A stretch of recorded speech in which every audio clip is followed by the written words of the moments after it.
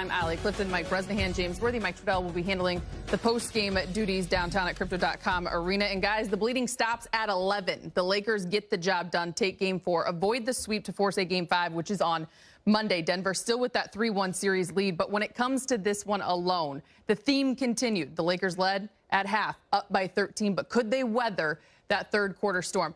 How about this? Though Denver won the quarter 32-30, the Lakers, unlike the previous 3 third quarters, they put themselves in a much better position going into the fourth, up 11.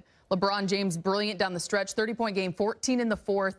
You had Anthony Davis with his second 2020 game in a Laker uniform in the playoffs. And you live to play another day. Great contributions from Austin Reeves, D'Angelo Russell. You had signs of Taurean Prince off the bench.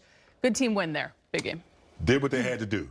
You know, don't pull the plug yet, Brez. We're still alive. And that's all you could ask for was a smarter game and a game that was contributed by more than AD and LeBron.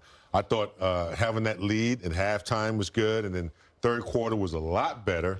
And Reeves exerted himself. I thought D'Lo later on when we needed him hit some big shots. As you mentioned early, 13-5, our bench outperformed theirs.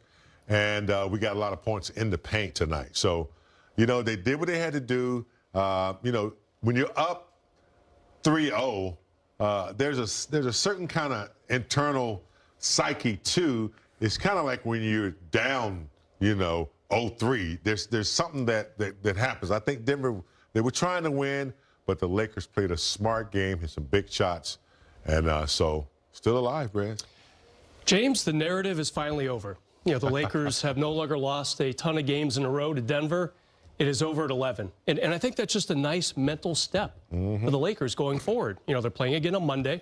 They'll be in Denver. That will not be easy. But you see a little resurgence from D'Angelo Russell, too. I love what he did today. 21 points from him. Austin Reeves, 21 as well. Strong down the stretch, too. I felt like Austin was under the radar a lot this series. And it was good to see him make a bunch of important free throws tonight, and also, Allie, have a nice shot or two in the fourth quarter. And finally, the Laker defense really made Jamal Murray work tonight, James. 9 for 23 for Jamal Murray. Lakers will take that all day, every day. And they figured out the Aaron Gordon problem very quickly. He had 29 the other night, only 7 tonight. Laker defense, good as well, Allie. We talk often just about how it comes down to doing all of the little things. There's been a couple of stats that have kind of been on my mind throughout this, one in which the Lakers have won 8 of the 16 quarters played so far. You heard him say on the broadcast that for over 130 minutes they've led in this series, yet they were down 0-3 coming into today.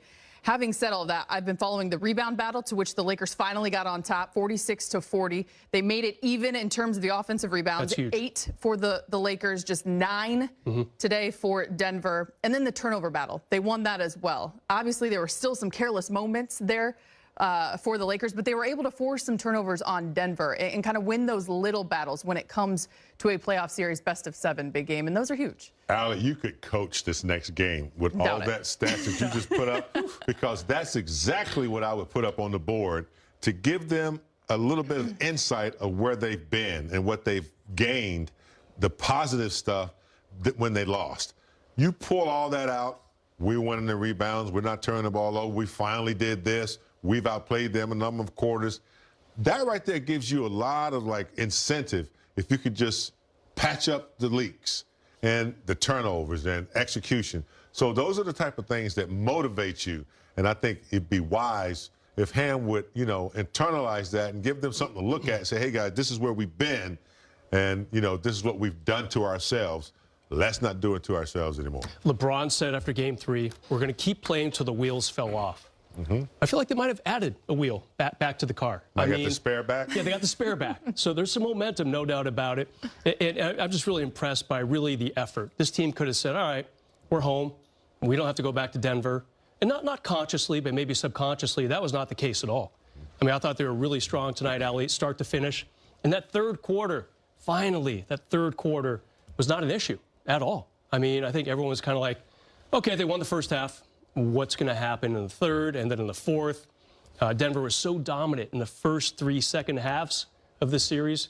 Today, they were ordinary. And it makes you think one other thing.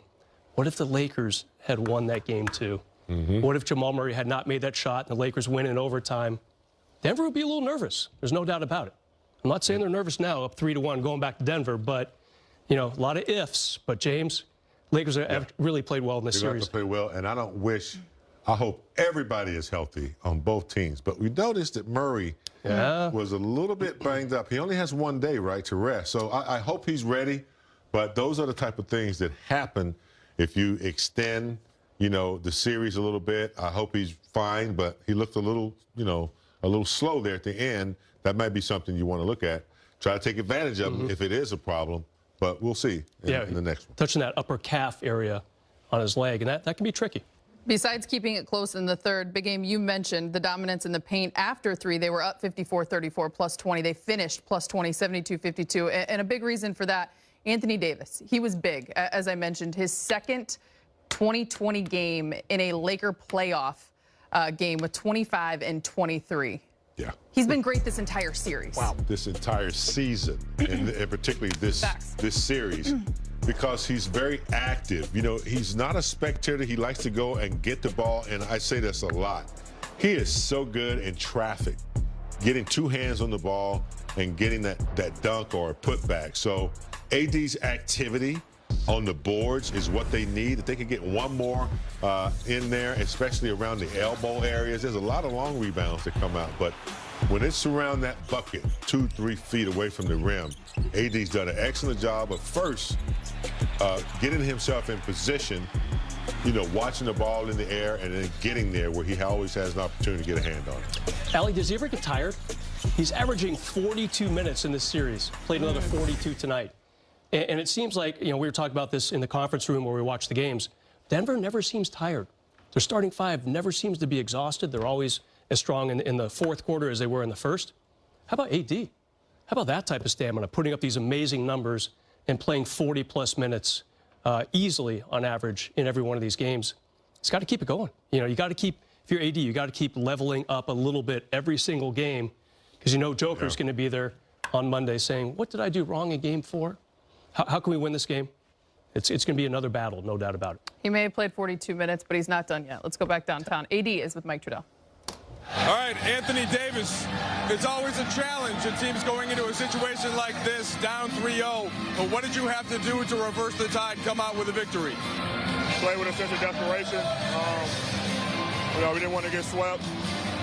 We had a couple chances in previous games to win basketball games, but we let the lead slip away, especially in the second half. So we just wanted to come out in the third quarter and set a tone on both ends of the floor, and we were able to do that with a 30-point quarter in the third. Our problem is we haven't been able to score in the second half, and we scored every quarter. So it's a difference in the ball game.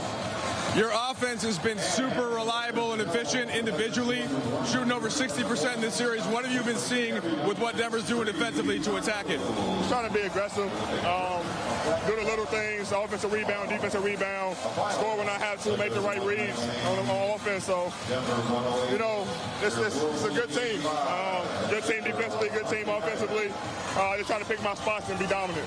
23 rebounds for you tonight, AD. They had been winning the glass battle basically every matchup.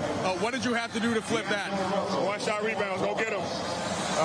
If I got to knock my teammates out the way, I got to go get it. So, you know, they've been cutting us on the glass, and it's been hurting us for second chance opportunities. So, you know, I want to make sure I go get every rebound.